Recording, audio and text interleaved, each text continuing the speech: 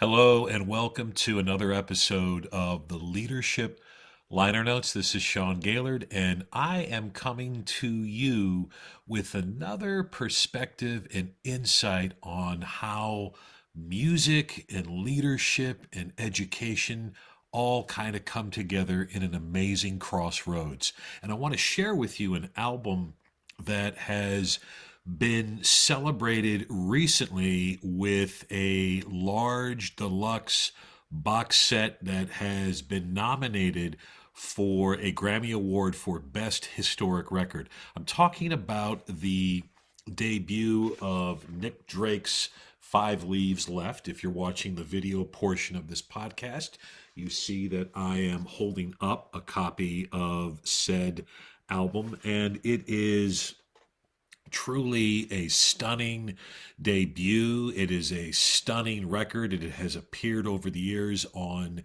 various best of lists, rather, or greatest albums of all time. And I am a big fan of Nick Drake. In fact, I own just about every record in his very short canon, which we'll talk a little bit about later.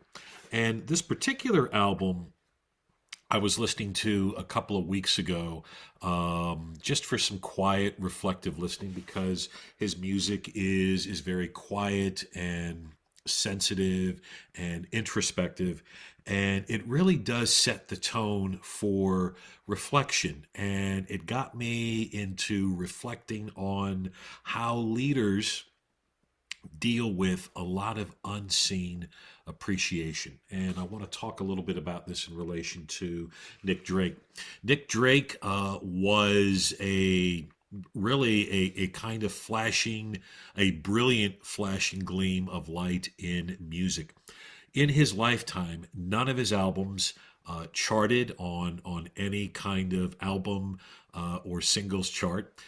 He sold probably less than a total of 5,000 albums in his lifetime, and he was never really celebrated for any kind of significance or fame, even though his albums are just absolutely stunning. They're just beautiful. Not only do you have just the beautiful, sublime vocal stylings of Nick Drake, but you just have beautiful acoustic guitar playing from him with all of these kind of weird and alternate tunings, beautiful orchestration, beautiful production, beautiful just seems to be a word that I am associating with Nick Drake because it really is beautiful. And sadly, none of this work was celebrated in his lifetime. His album, Five Leaves Left, when it came out in 1968, it didn't really go anywhere. It didn't resonate. It also didn't help that Nick Drake was not known for live performance. He may or may not have struggled with stage fright. He just wasn't really successful, unfortunately, in that realm. So the promotion of his records, plus a record company that just didn't know what to do with this talent, sadly led to his albums not being promoted in his lifetime. And then also tragically, Nick dealt with depression and dealt with just kind of a pretty intense level of challenges when it came to his mental health, and sadly, he died young, and he died not knowing how brilliant his music was going to be received. How often we as leaders feel unseen in our own work? How often do we feel like no one is getting our sound or appreciating our ideas or celebrating our efforts? And I've talked about on this podcast, and I've blogged about this before, the loneliness of leadership. And when I talk about the loneliness of leadership, it is something that I know for listeners and viewers of this podcast, and for readers of my blog, when I tackle that topic, my own analytics just shoot up because I think people are dealing with some level of loneliness and alienation and isolation when it comes to the leadership gig.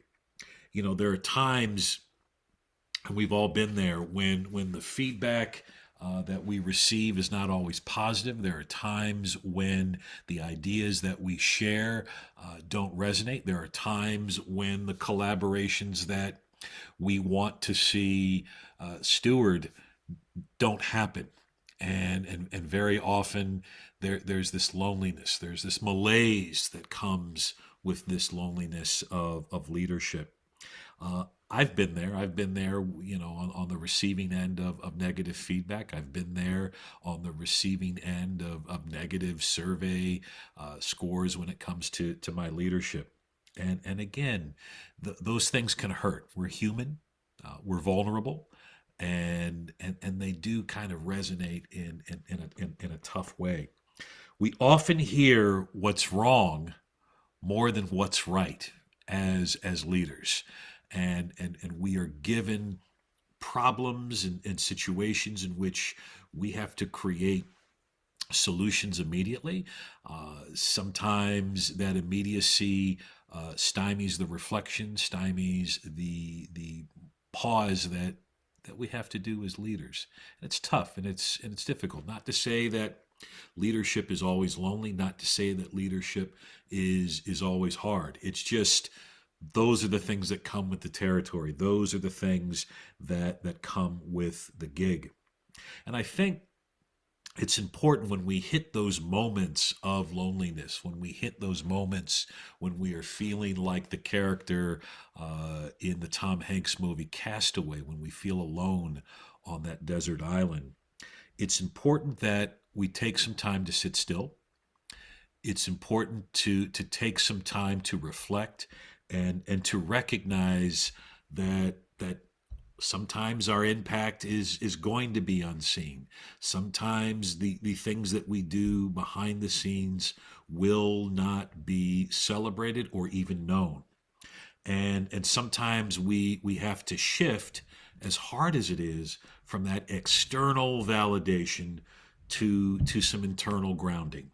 And that's where you have to lean in on the people that know you before you got the gig, that you need to lean on and reach out to the people that celebrate you for who you are before you got the title or the office or the gig.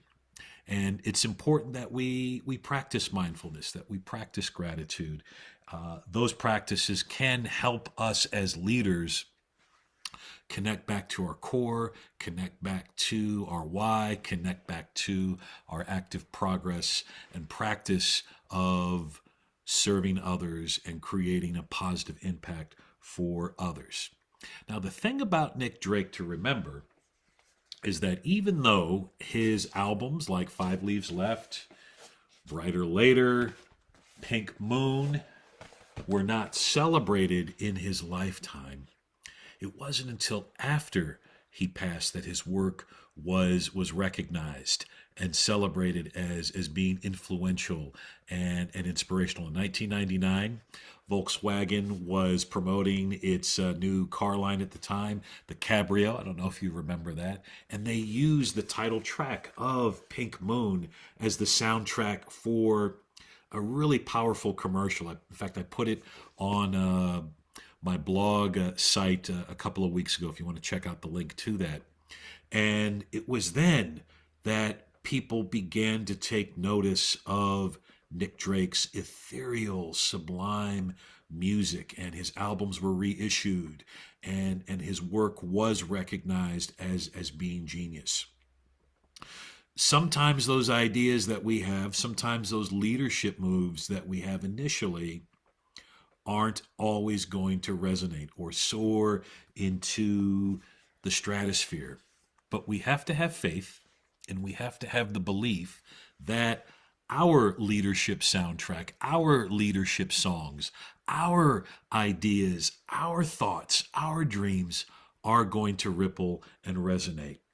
It's important that we understand that sometimes our influence, we may never know that it's resonating in the current moment. We may never realize that it's making an impact.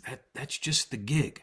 But we have to believe that it does, and we have to lean on each other and know that what we're doing, what we're saying, what we're leading, what we're empowering, what we're igniting is resonating. It may not just be in the moment, it may be in those quiet conversations that we have in the hallways with students and teachers and colleagues. It may be a handwritten note that you just wrote offhand that changed somebody's life or made somebody's day or enhanced someone's world. It may be those small acts, those small moves that we take for granted. They may not be these kind of grandiose concept album or Da Vinci level type leadership moves, but it may be those small acts that resonate. I do know from Nick Drake, his music has been very inspirational in my own life and has got me through some rough times and has helped shape and form my reflection as a leader. You may never know how your leadership resonates, but keep playing, friends. Keep ideating, keep dreaming, keep jamming, keep leaning into the work, because the sound that you are creating is always going to prevail and may not be landing the way in which you envision, but may be landing on someone in a way that we will never know. And that's okay. The only thing that we can control is the belief that our words, our actions, our moves as leaders are indeed igniting the lives, enhancing the culture, and shaping the world in ways that we could never possibly imagine.